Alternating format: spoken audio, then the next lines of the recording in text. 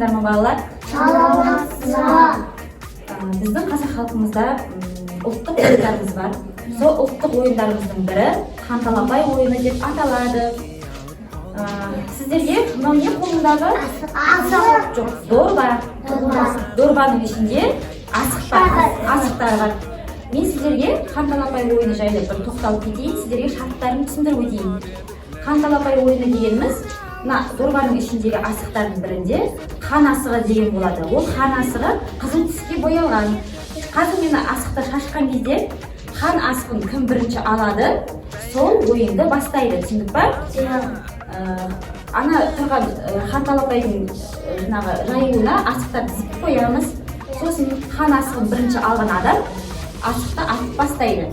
Асық егер атқан асыққа дәл тисе, ойынды жалғастырамыз.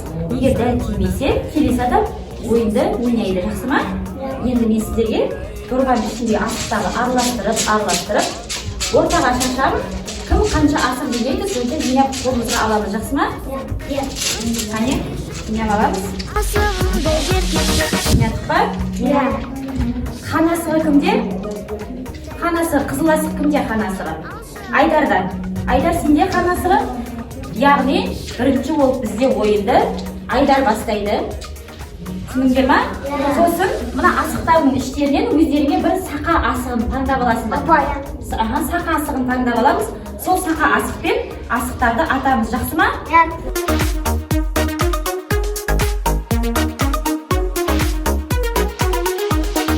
Қолыңа ал асықты, қандай шеті түсіпті.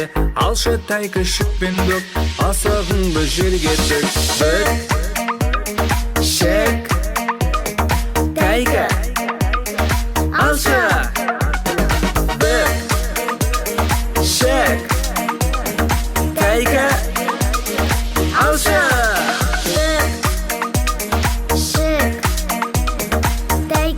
Балалар, сонымен біз бүгін қанталапай ойынын үйрендік, иә? Енді қарайықшы, кімнің қолында қанша асық бар? Айдар, сен қолында қанша асық бар? Санаймыз.